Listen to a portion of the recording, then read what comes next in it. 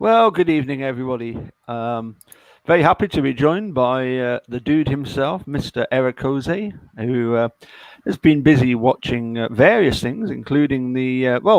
Dude, what? Good evening. What have you been up to today? Watching the Broth Independence streaming event uh, for independence in Scotland. It has to do with the Declaration of Arbroath, which is a very interesting document. Very likely it was a blueprint for the United States, or at least among some of the documents that were among the blueprints for the United States Declaration of Independence. Um, Anyways, they're having a little thing going on there today. I'm also, occasionally, I'm also watching at the same time. I'm watching the new Netflix series about the how to fix a drug scandal regarding the labs in Massachusetts where the drug lab technician, or I haven't gotten far enough in, I imagine there's going to probably be more, but technician who was using crack and that sort of stuff, and was creating some criminal justice issues, to say the least, there in Massachusetts. Well, yes. I mean, if you're only up to episode one, I finished watching it last night, and I'm surprised if in episode four you didn't hear me cheering over there on Crunch Island. But anyway, you've got that to look forward to. Okay. Yeah. Well, and like I said, when and I was telling Paul earlier, you guys can expect me tonight. After I finish watching it, I'm going to go ahead and go live and talk about it. How to fix a drug scandal. Yeah. If Paul's still awake over there in Scotland, he may join me. We'll see. Well, I've got a nip. Yeah. And a chaser. So.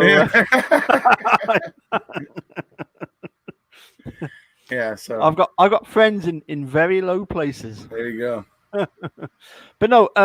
What I really wanted to ask you about was, first of all, recently, the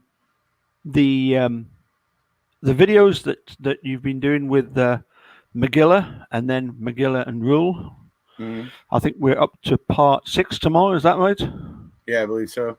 Yep. That's been that's been very, very interesting. Yep, it has been, obviously, and we took a little break last week and talked about COVID-19, but this week we should be back to MAM subject matter. I believe this is what McGill has been saying is basically kind of the final segment in this particular series. So with Ryan and the dogs and the white Jeep and all that. So I believe this is the wrap up. Well, I mean, obviously, we're both privy to the exchange of conversation between Rule and Magilla, and obviously they're still going at it hammer and tongs over the COVID stuff. So I would imagine they will probably still want to cover a little bit more about that. Here in the UK, on Monday, it'll be 2 weeks since the lockdown, as it were. Mm-hmm.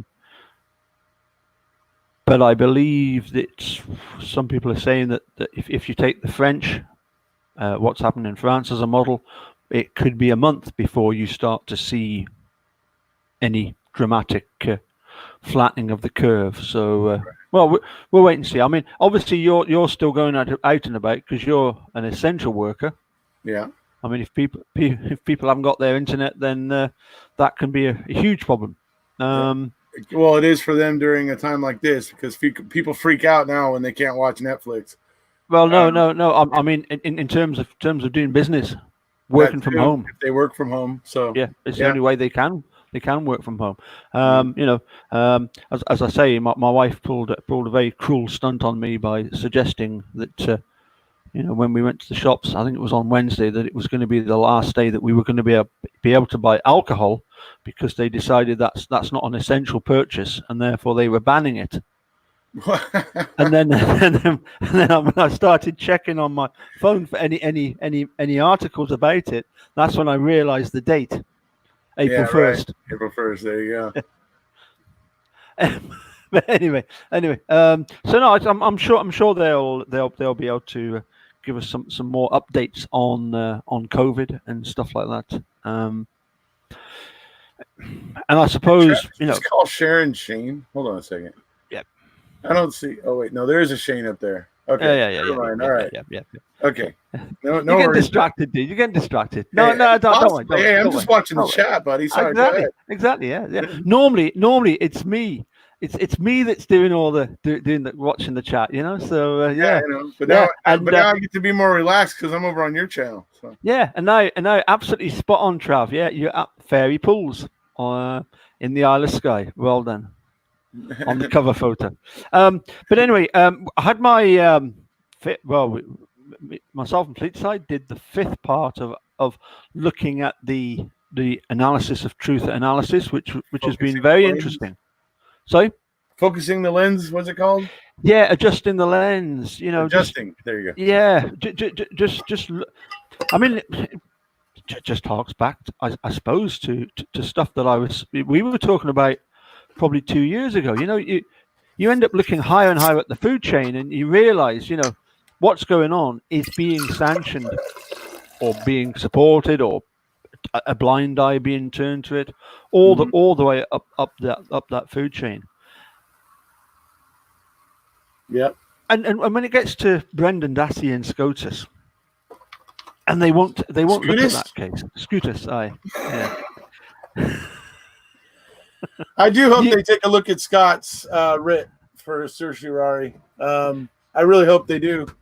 And I feel hopeful after Travis said, because there actually is a circuit split with the 11th Circuit, I feel better about Scott's chances of them looking at it. I don't know if you saw my recent video, but Scott filed a writ of certiorari with Supreme Court. I watched it, yeah. You did? Yeah. I'm afraid some of your stuff about Scottish independence, I must have been having my hair done at that time, and I missed them. That's funny. That's clever. That's funny.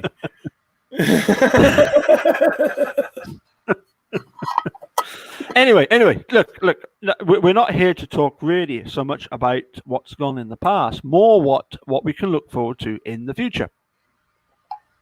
Yeah. Well, like coming up in just over 3 weeks' time, Mammothon. Yep. Looking forward to that. I am. Have you got all your guests sorted out? Nope. Who have you got coming on? You've not got your guests because last year I seem to remember you had that many guests you couldn't fit them all in. It was a struggle.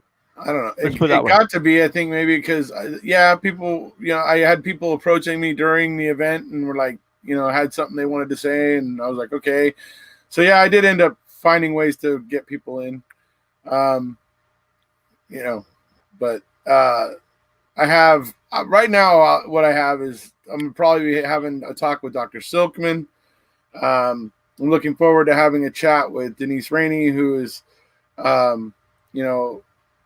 one of my favorite supporters of Stephen and Brennan. She did a lot of help. Was a big part of helping set up the Discord community, the Wrecking Crew Discord community, which led to a lot more Discord communities being set up, and now a lot of good conversation goes on in these Discord communities. So it's pretty cool. So I'm going to be talking with Denise. I'm pretty excited about Denise that. that put together that board of the 80 more things. Yes, she was also the one who did that for Fenn. Because I seem to remember at the Rally House, I was, she appeared with this box full of arts and crafts, and I could take away coloured paper and cut out shapes and all this, and it was like it was like being back at primary school. It was absolutely brilliant. I remember how excited you were. And then what I did was, if I got a problem, I would go along to Denise and say, "Excuse me, miss, how do I do this?" And she would show me how to do it. Oh, it was brilliant. I thoroughly enjoyed that. Yeah. So I'm going to probably be talking with her. See. Sorry, I've got this new headset that has cost me all of nothing because I found it in my shed. Right. But hopefully it's a bit better sound. But the only trouble is it's only one headphone in one ear, so. Right. So, and I'm talking to somebody else who I don't want to mention at this point in time. Yep. And I'm considering sending Sean Reck an email and seeing if he wants to come on for a brief chat. Well, that's interesting, isn't it? Because it's like there was a tweet, wasn't there, by TikTok Manitwok Yeah. that you responded to.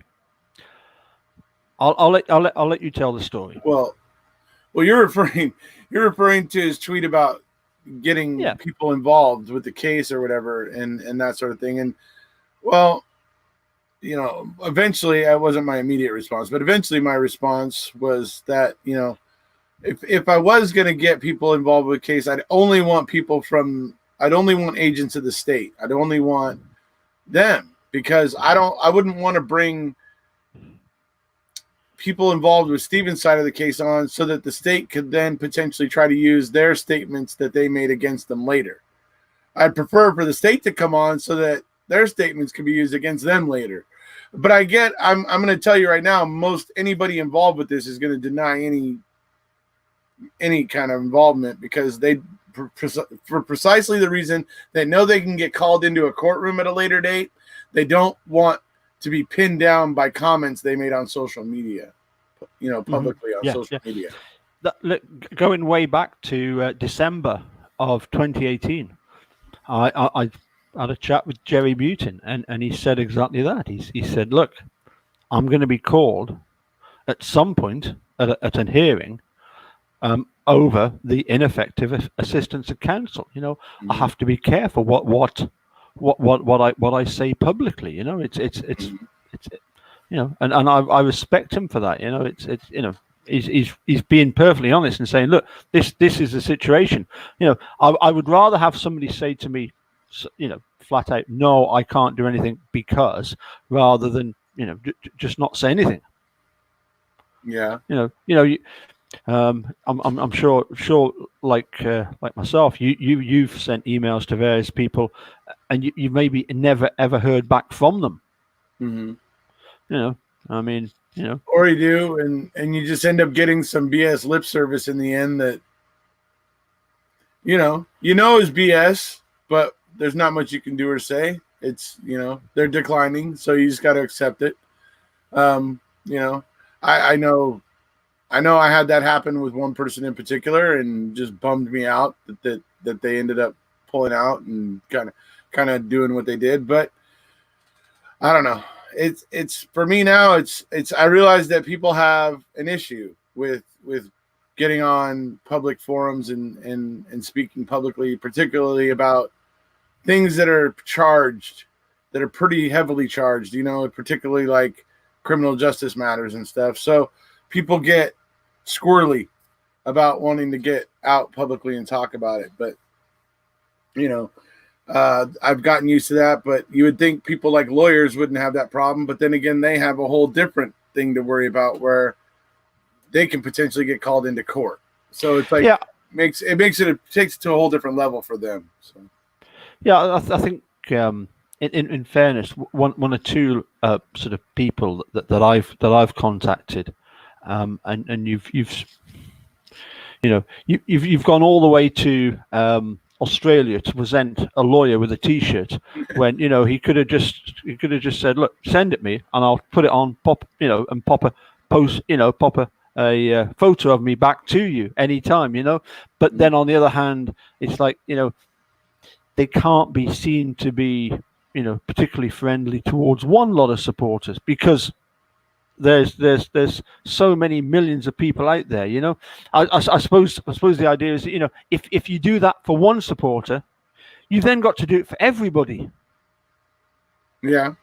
Well, know, it's like you know, when not that we've done any gigs recently, but we have people come up and they say, you know, can we have a shot of the drums? And I get really annoyed at the drummer who is happy for that to happen, because I say to them, you know, you should just say no, and you should explain to them that if you let one kid come up and have a thrash about on your drums, all the kids are going to want to do it. Mm-hmm. You can't then sort of hold back the tide of, you know. Right. No, I agree. Everybody wanting to do, you know, I never ever in I'm going to say over 40 years playing professionally, I have never ever let at a gig other people play my accordion.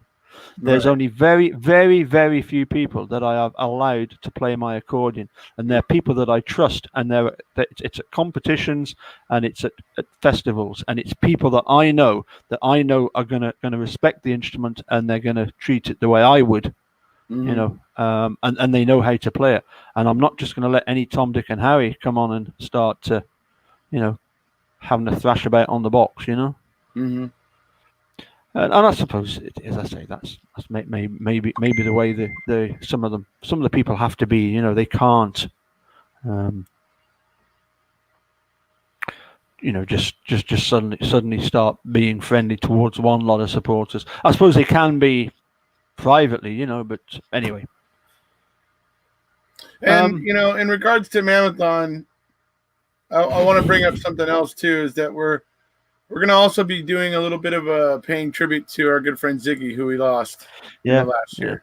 Yeah. So I think that's another special little thing. So we're encouraging all of the hosts to get something. Obviously, like Paul and I obviously already have.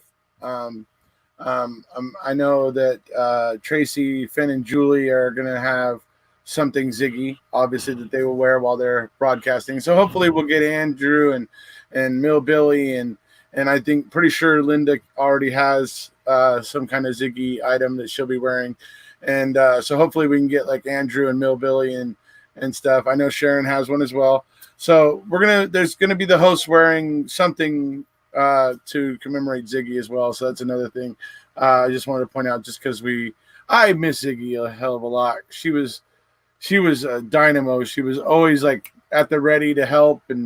And I remember when we were doing this last year, and she was having those We All Live on Avery Road bumper stickers made, and she was just doing all kinds of stuff, and she kept it exciting, and I just miss her. So we're going to be having a little tribute for her worked into the theme of Mammothon this year. So. Okay, excellent. What about you mentioned TikTok and about the fact that it's trying to get he did the tweet saying look, can we get people involved in the other side? Yeah. If we can't get people that were involved in the other side, and I mean as I say, it's incredibly difficult to get people who are involved in the case from, in effect, Steve and Brendan's side, because of various reasons that we've just outlined. But from their point of view, it was noticeable, I would say, come September 2016, that was it. Robert Herman was told quite categorically not to have any more to do with me, Mm-hmm. and that's when it ceased. And I definitely think it was a case of the fact that the people in authority there sort of said, to Herman, you've got to stop speaking to this guy. That's we're shutting up shop now. Mm-hmm. So trying to get people from the prosecution side, even Netflix in series 2 couldn't get anybody from the prosecution side other than Len Kaczynski, right? Who did much as what he did was absolutely appalling. I don't know. Maybe he's just one of these deluded people that thinks what he did was absolutely fine, and he's. Do you remember how he asked if he could restart during a live interview? Yeah, that should tell you how much of a ham he is for the camera. So when Netflix came to him saying, "We got a camera, we want to interview you about Brendan," he was just like, "Okay," and he just said whatever dumb shit that he said, which I personally think what he said was dumb and stupid and everything. And then what happens after MAN2? He gets convicted by a jury for what he was doing to his clerk, and the judge stays the sentence, and he goes back to work as a public defender. Mm-hmm. That's justice in Wisconsin. Yeah. Well, hopefully, if all comes to fruition, we might have something interesting tomorrow night after our chat with Miguela. So we'll wait and see. Hopefully that Right. comes to fruition, because I think that's something worth pursuing. I mean, looking forward, I would take this opinion, and that is that we know Stephen Brendan are innocent. We can see that it's as clear as daylight.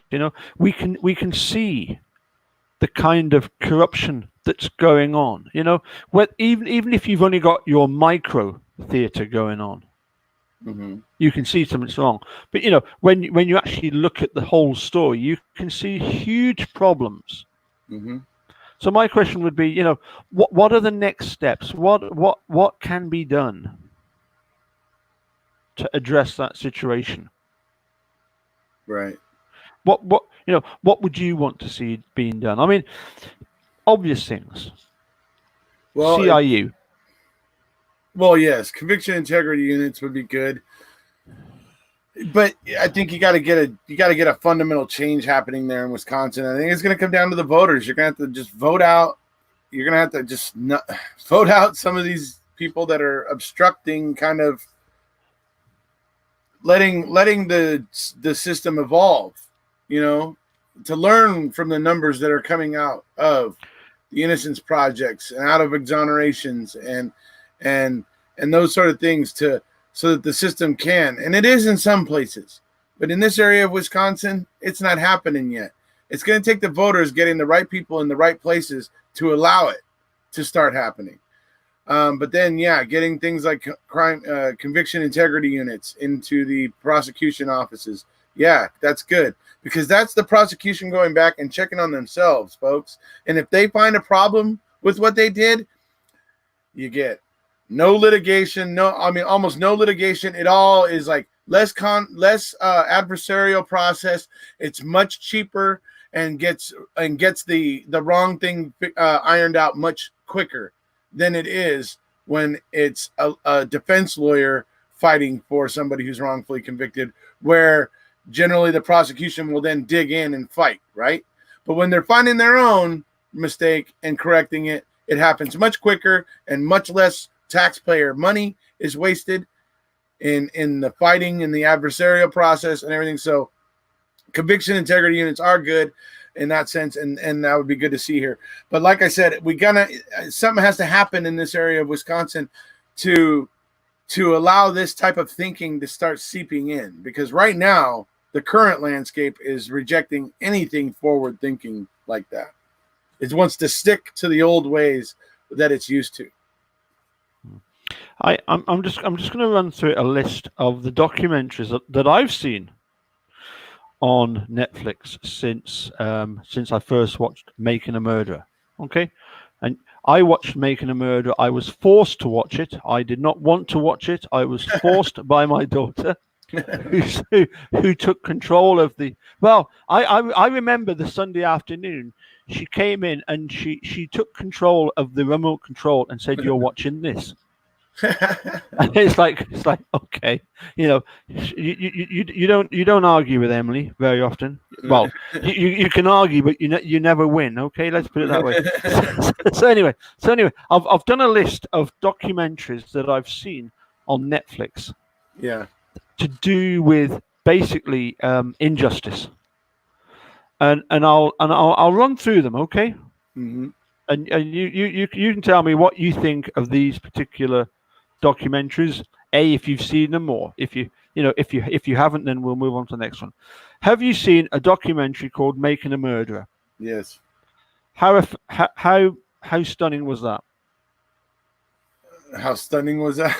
I mean, it just begged belief, didn't it? I mean, as I've said before, I was that naive. I kept thinking after series 1, the first series, I'm thinking, so when does somebody come in and actually fix all this, and sort of point everybody in the right direction? It's beginning to happen. But anyway, moving on. documentary number 2, The Staircase. Now I realised The Staircase had been out a lot sooner, but that was the first time I watched it. What did you think of The Staircase? The Staircase was very interesting. I mean, it's very mysterious what happened there. It's very odd. There is a hell of a lot of blood in that staircase, but I struggled with it. But ultimately, in the end, there was enough prosecutorial and misconduct and dishonesty on the state's side of things that it ultimately colored my opinion. Well, in favor of the state. It's funny because when I was in Amsterdam, they give you these pieces of paper, and when you can write your question on the piece of paper and hand it to the host. Well, I actually filled in my question straight away and handed it straight to Jerry. Mm-hmm. And mine was the first one read out, and it was the question was, who is the most unethical, Ken Kratz or Jim Harding? Right. And the pair of them said, well, obviously David Rudolph went with Jim Harding and pointed out, the fact that the body had been exhumed and paraded all the way back to, was it North Carolina? Yeah, right. Durham in North Carolina. Right. It was absolutely ludicrous, and all the things that Jim Harding and, was it Martha Black? Martha Black, yeah. Yeah, crazy. Anyway, the Staircase. Next, we've got The Confession Killer. Yeah, that's another interesting one. Interesting. That because, Jim Bootwell. I mean, it's how law enforcement. For me, it illustrates just how fallible law enforcement officers can be. We all give this deference to them in court and stuff, and there's a reason why for that. But it's when we see things like what happened with Henry Lee Lucas there, we know they're fallible. We know they're not perfect. They're not human lie detectors like they sometimes want to convince everybody they are. They're just not those things. They're fallible and silly, just like the rest of us. And so that needs to be remembered, because where we're at with our system here in America right now, in my opinion, is that people have become so blindly allegiant to being tough on crime and anything that the DA's office says must be the truth.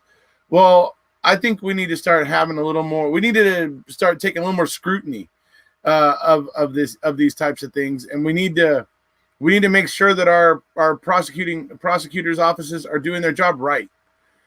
Because, dude, I'll tell you what, there wasn't a bunch of laws made and a bunch of Supreme Court decisions made to govern the way prosecutors and even defense attorneys are meant to act in court, because that's meant to create a process where people can bring their arguments on an even playing field. And so there's a reason why things are supposed to be equitable and happen in a certain way.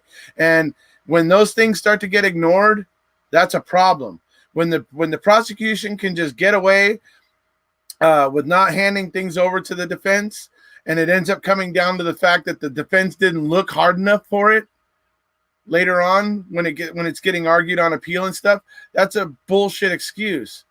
The defense, it's not about the defense's due diligence. If the prosecution had it and held on it and didn't turn it over and wasn't forthright, then that should be a Brady violation. So this is where we're at, where things are getting interpreted where the prosecution can do no wrong. And that's a bad attitude. They are fallible and human just like the rest of us. So anyway. Well, yeah, I mean, as I was talking just a moment ago about being in Amsterdam to see Jerry and David Rudolph, I took notes from that, and one of the comments from the host, as just looking back, I hadn't realized what I'd written down, and as I say, in sort of tidying everything away and and getting everything sorted out here in my room, I came across my notes, and the Dutch prosecutor that was the host pointed out that in the Dutch system they don't have the plea bargain. Right. And the way that the whole investigation is conducted to do with the defense, instruct the prosecution how to conduct and to look at certain avenues. It's mind-boggling. Anyway, I've got, as I said, I've got plenty to look forward to there. Moving on then, Confession Killer. I don't know that you have actually watched this one called Time, the Khalif Browder story. The lad that was sent I to have Rikers for 3 years, no. and he was still awaiting trial, and they I kept think I've delaying seen and delaying and delaying. I think I've seen the thumbnail for that on Netflix or Yeah, something, but yeah. not yet. Okay. Number 5, How to Fix a Drug Scandal. Well, obviously Currently you're watching. just about to watch that one. Well, I'm Um, started it, and then I'll be doing a live video about it later today. So. Okay. The Confession Tapes. I've watched some of that, not all of it though. But Yeah. that is another interesting one, just because it goes into a lot of wrongful convictions, dealing with confessions, and there's even some juvenile ones in there, which are interesting. So, but I haven't seen all of that yet. Well, what's interesting, of course, is in Series 2, we get that David Kofod, Mm-hmm. and eventually they convict 2 people from Wisconsin for murdering this couple. But this David Kofod, who was a top, you know, top guy in the police, he came in because he was good at finding evidence, and he did an Andy Colburn and found blood where nobody else had found blood in a car. Right. David Kofod that's a well. I think that's series number 4 of series 2 of the Confession Killers. The Confession Tape.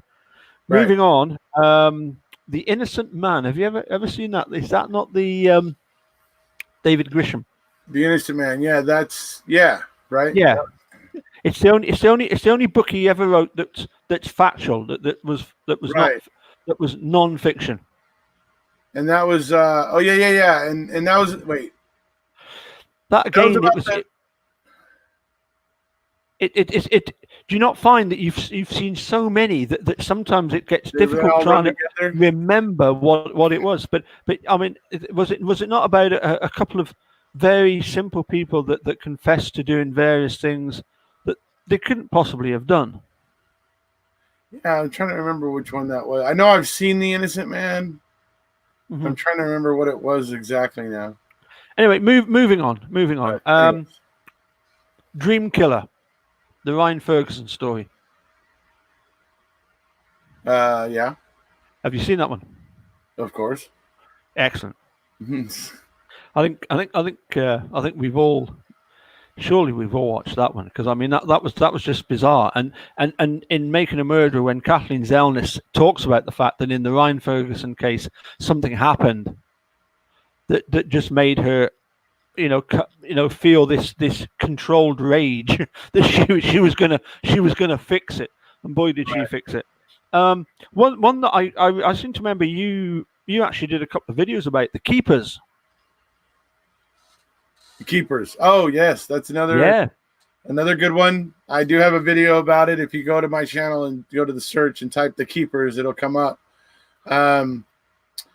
Yeah, that's another one that just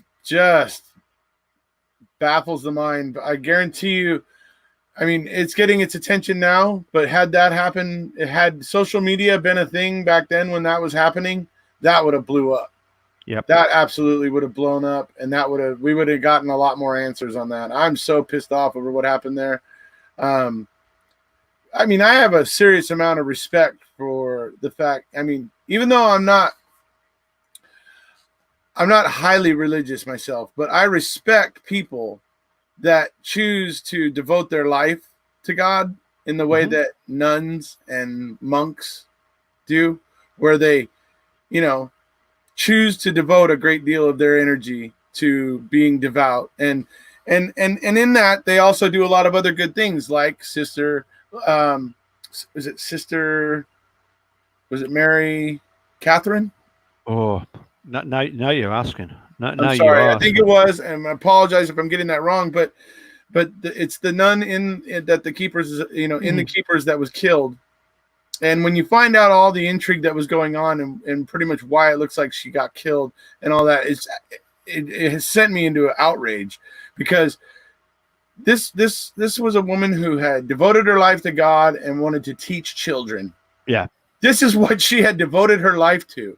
She cared about kids. And yeah, so by the time The Keepers was done, I had just finished, watching something. I had just finished watching some historical shows about the Catholic Church and things back in Europe during the Renaissance and some really bad stuff that had happened. And so it just fired me up, and I made a video about it, and you guys can go check it out if you want. Yeah. So anyways, but yeah, no, that's another good one. It's worth checking out if you haven't seen it already.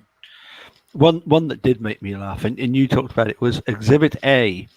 The guy that decided that somebody that was 6'3" could suddenly be 5'10". Yes, right.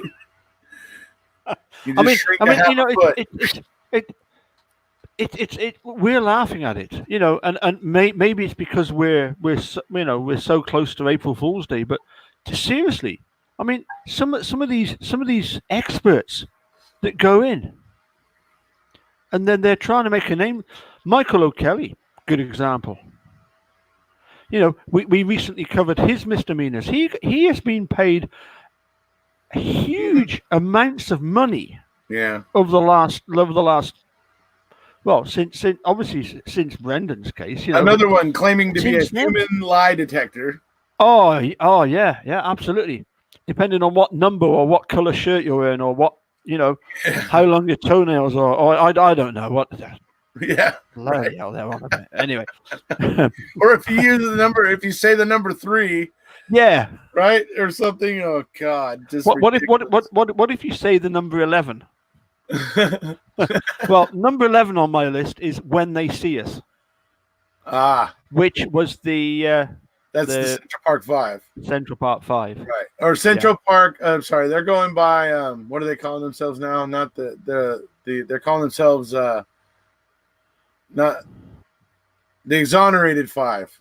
Yeah. The Exonerated 5. Okay. And then there was also another really interesting thing with Oprah Winfrey when she did this. It's also on Netflix. It's something about it's not when they see us, but do they see us now? And it was when they got all the guys that were exonerated, the 5 of them, and all the actors that played their part, and the producer of the of the documentary,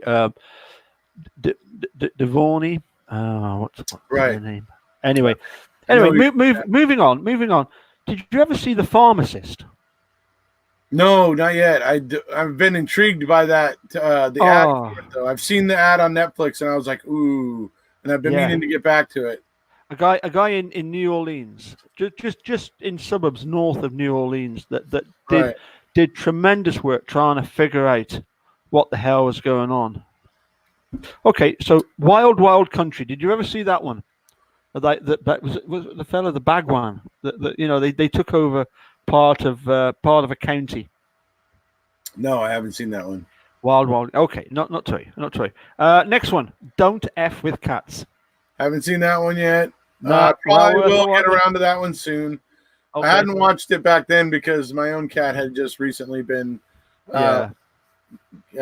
killed in the street. So, but no, probably around. I just seen it recently. The thumbnail popped up when I was going through Netflix. So I'll probably get around to that one fairly soon at some point. Oh, hold on a sec. Let's have a look. I saw a mention of a shark bait, but I don't see him in the chat. But somebody mentioned him. He's in there. Yeah, I saw him. He commented. Is he there? Yeah, he's up there. He said hello. You have to scroll up.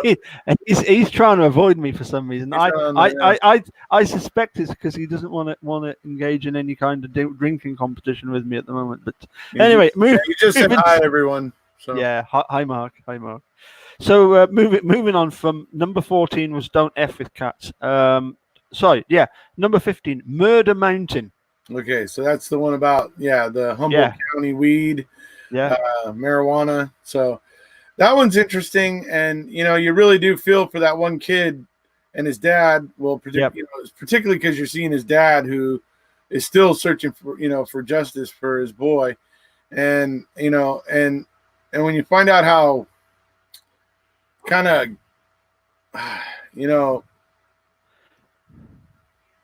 it's like Old West Justice up on that mountain where they're growing that weed in Humboldt County. Yeah. And that kid got, you got to wonder why that kid got killed. What was it about? They can't really get hardly any details about it because obviously everybody up on the mountain is playing it close to the vest, but some details have come from it. But it's, you find out that culture there it's very interesting,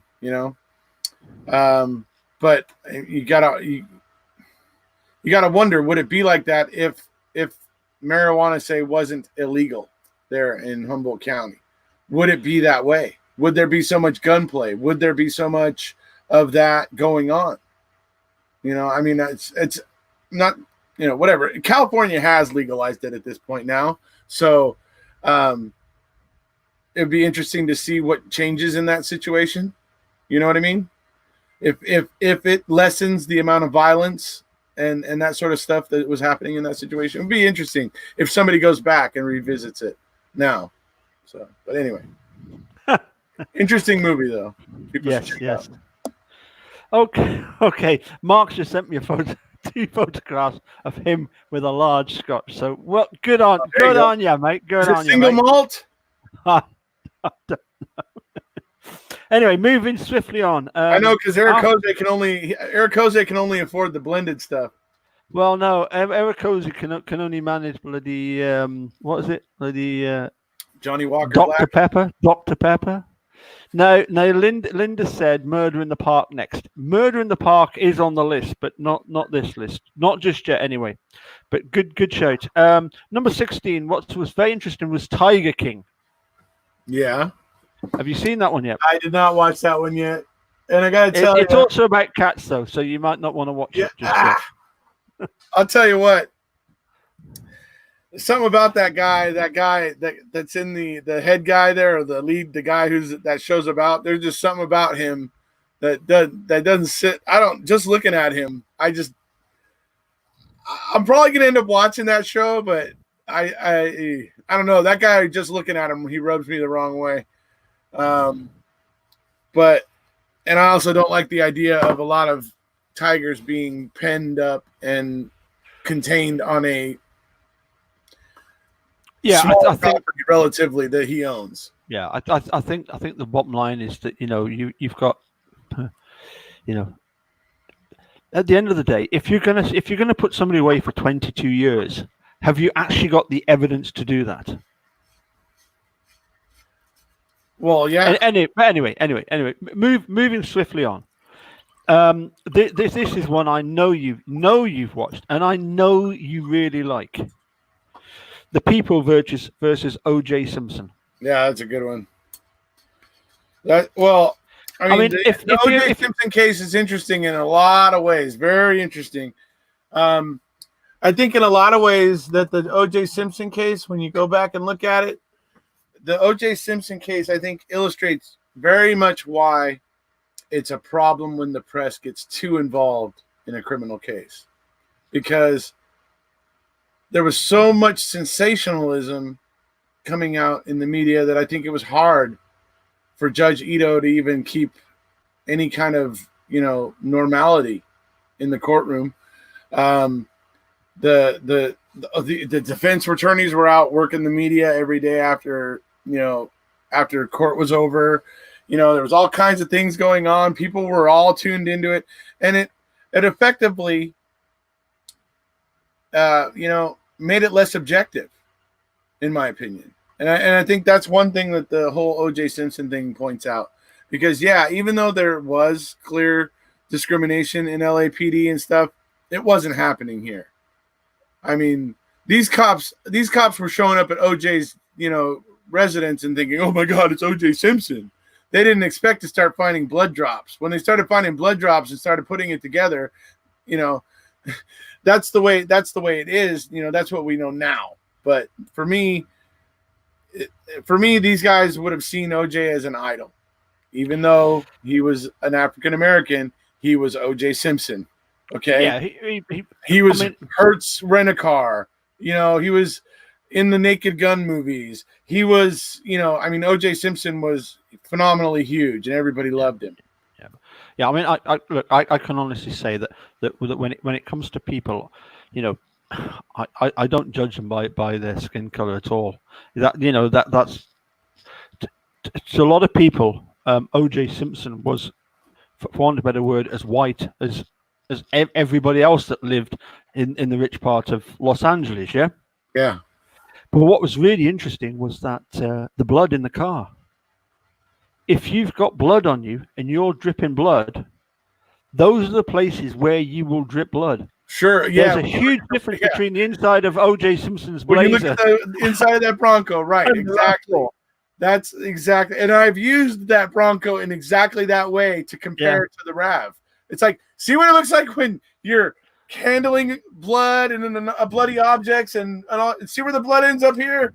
Yeah. Why are we not seeing that over in the RAV? Right. I did. I actually made a video making that comparison.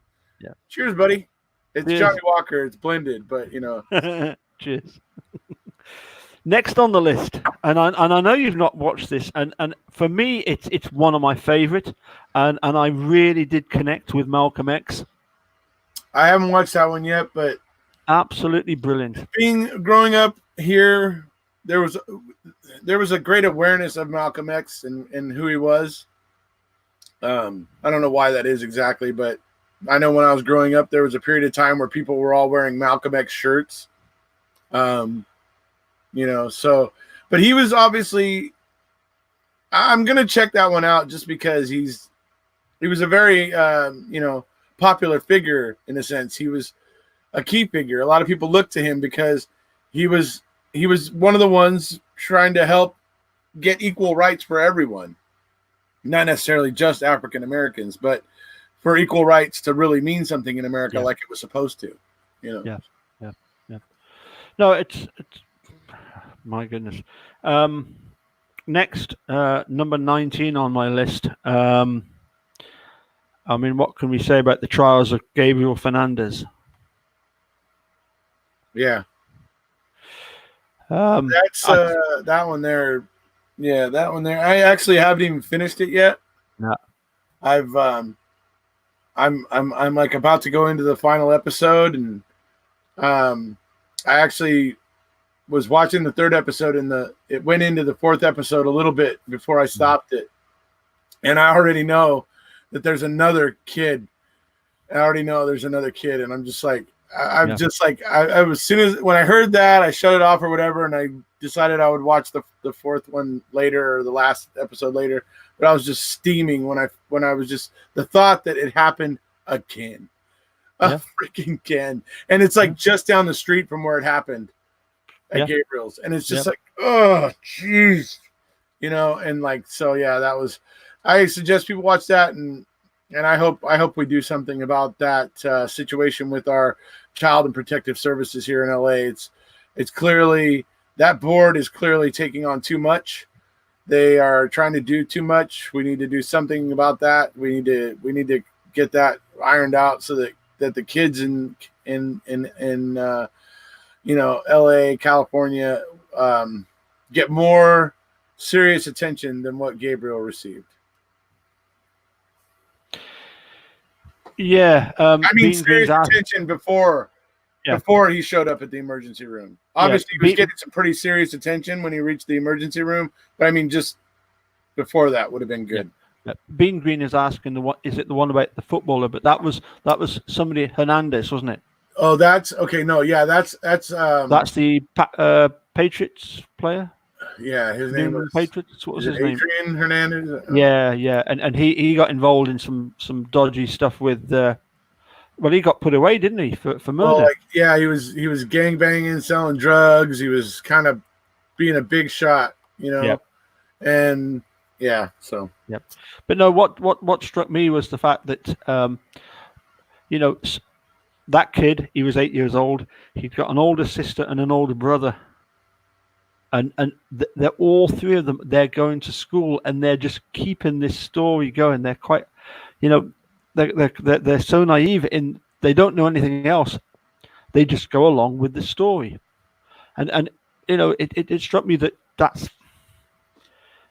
there's similarities with Brendan, because Brendan didn't really have that much of a, you know, when he was 16, he didn't have much of a mental capacity. Anyway, I'm gonna move on, because as you say, it's kind of a very depressing one, that one. Yeah.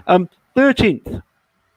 I mentioned 13th to you again. It's by the same filmmaker that did the When They See Us, but it's to Right. do with the 13th Amendment, about right. not being slaves, I believe. Is that Right. what it is? And it's about the fact that, you know, your prison population in America is over 2 million. Right. It's bizarre. Another one. I don't know if you saw this one. Unbelievable. About a girl who you know, said that she'd been raped and attacked, and the police just didn't believe her. I haven't seen that. No. They just weren't okay. Moving quickly on, one that Linda mentioned, A Murder in the Park. Okay, that's Sean Reck's other one. So Yes, I haven't seen that one yet. No, well, I'm rewatching the case against Adnan Syed. Okay, so that would be what do they call that? That was Serial, right? and then there's a 4-part follow-up. And Adnan Syed is still there. He's still locked up, you know. Right. Was there not something about he had the opportunity to take like an Alford plea? But I'm going to have to rewatch it. There's just so many of them, you know. And finally, I don't know what it was called. I think it was something I watched on YouTube, because here in the UK we don't get everything that you get in America. But it was a full-length documentary about the West Memphis Three. And I know that you know, for a lot of people that know about the Luke Mitchell case, there are so many comparisons with the West Memphis Three and the Luke Mitchell case, Luke Mitchell, Jody Jones, all this idea that it was some sort of satanic worship and, you know, horrific sacrificing of somebody, you know. Yeah. Right. Yeah, that's, you know, that. Yeah, it's. Luke Mitchell's another one I was talking to somebody on Twitter about, actually. Mm-hmm. Somebody who I met through covering Scottish independence, who is also into true crime. So I actually sent them one of your Luke Mitchell videos yesterday. Good. Because they were talking about, yeah, I've been checking into this, and they actually said to me, you know, been looking at that, that American, you know, judicial system is quite a mess, and with whatever, and they were basically pointing out the guns and stuff, and the death penalty, like kind of similar to the way you would. And so I said, oh, well, I go, to be honest, there's this little problem with Luke, with Luke Mitchell over there in Scotland. You might want to take a look at. Bears a little more scrutiny. And so I sent over one of your videos just to fire back at that. Well, it's not exactly perfectly wonderful everywhere. Even Scotland has some of its own issues. Well, yeah. I mean, the thing is, as I've often mentioned, you know, back in the 1700s, we had a system known as justice, which is where we arrested people on the Tuesday, hung them on the Thursday, and the following Tuesday, the judge came to town to hold the trial. Yeah. Right. Okay. Do you want me to repeat that for you?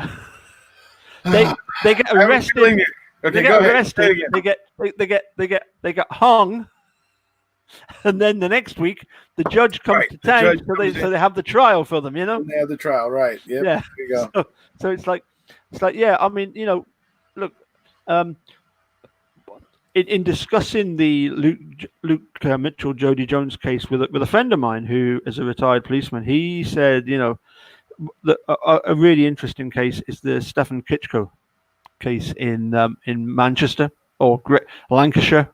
Again, it's a guy who was basically pressured, you know, a very simple guy, and loads of pressure on him to confess to having killed this Leslie Mosley, I think her name was Mosley, and it's just it's just not on, is it? You know, you really look. You've definitely got problems all over the world. What I was really trying to do with my list of 21, 24, things that I've seen, documentaries and stuff that I've seen since Making a Murder came out. It seems to me that Netflix are really, really, really into producing a lot of these documentaries that are going to make a difference. I think it is going to make a difference. The fact that Travis myself and Travis were firing back. He was telling me at one or two other films that have been done going way back to like the late 80s. Documentaries or films about wrongful convictions, but wrongful convictions really weren't that interesting for a long time, and it's only when you got to Making a Murderer that all of a sudden, wow. I mean, I'll give you an example. In doing this bit of research about it, when you click on Netflix, it tells you what's trending. Right. Do you know what's still trending? Making a Murderer. Is it? Yeah. It's still the biggest. Well, in terms of their documentaries, right? Yeah. Right. It is the what we. I mean, they've obviously got a lot of other things, because they got a lot of original programming coming out now. Netflix does. I mean, like Gracie and Frankie. I mean, that show's huge. That's original programming for Netflix, and so that show's huge. And so they're starting to have so many things that are popular. It's they don't have just documentaries anymore. True. And it's and now all the big comedians. They don't make Comedy Central. They don't make shows for Comedy Central anymore. They make shows for Netflix. Now, that's changed. That has shifted. Yeah. You know what I mean? So yeah. But how long will it be before we add to that list of 24 that I read out? The $50 million bullet. Yeah, right. With the $50 million bullet hopefully being added to Netflix. Well, we know Dan Davies is out there and he's making a name for himself, and he's having a bit of or him and some others are having a bit of what's the word I'm looking for? Success on Netflix. Oh, right. Okay. So obviously, and particularly through what they call a Nollywood. Yes. Nigerian Hollywood. Yeah. Right. A Nigerian Hollywood. So it's, So that's so he's got a movie that's going on there. So him being involved with the $50 million bullet, maybe we might see the $50 million bullet on Netflix. And I would like to, because that means a lot of people will be able to get to see it with, just by having their Netflix subscription. Well, I'll put it this way. Can you imagine David Starr, sort of being contacted by Netflix, about, David Starr, we would very much like to premiere your movie. And David Starr saying, well, I'm just going to have to wait a bit and see what other offers come in. Of course he is. Of course. It's a no-brainer, isn't it? It's a documentary less than 50 miles from Manitowoc. Yeah, that's what I mean. I mean, what put Manitowoc on the world map? Right. It wasn't the submarines. It wasn't their aluminium factories. It wasn't Sputnik. Well, Sputnik falling onto a sidewalk. Hey, I will say that Manitowoc does have a pretty interesting history with the submarines and with creating the large tiles for newspapers to be able to do their large bold print for their headlines. Yeah. Manitowoc, they made the pieces out of wood that they would put in the printing machines for the paper to make those big block letters for the headlines. So there's a lot of interesting stuff if you guys watch the little history of Manitowoc on YouTube. But I think it's interesting. But as Paul says, it wasn't exactly putting them on the map. Look, dude, I put it this way. when Emily asked me about Wisconsin, I said, yeah, Green Bay Packers. Yeah, I know the Green Bay Right, Packers. Green Bay Packers. She right. says Manitowoc. I said, nah, never heard of it. You know, where is it? It sounds like some Indian settlement somewhere. You know, which it probably is. It probably dates back to the days of the Indians. You know, Right. And she says this guy got exonerated after 18 years, and then they rearrested him, you know, and his cousin and his nephew confessed. I said, well, there you go, you know, what's the problem? it's you know, it depends how much you want to dig into it, you know, as to how you know, your take on it, you know. It's look. I'm gonna say cheerio because it's full on an hour. I never expected to be chatting this long with you. Yeah, Wiggly Piggly. I love the Wiggly Piggly. The Piggly Wiggly. I love Wiggly Piggly. No, Piggly Wiggly, dude. Especially the one in Manitowoc. Well, that's the only one I've ever been to. But anyway. Oh, Sharon said the Wiggly Piggly. Oh, great. Yeah. Now Sharon's taking the piss. Damn you, Scots. What? Anyways.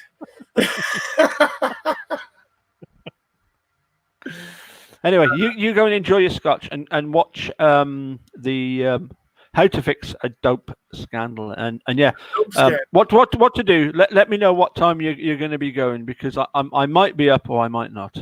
Yeah, we'll see. It'll be probably 3 hours at least for me to watch the last 3 episodes. I was going to say it's going to be well into early hours of the morning, so probably not. But never mind. Most of the way through the first one, though. Let me check here. Yeah.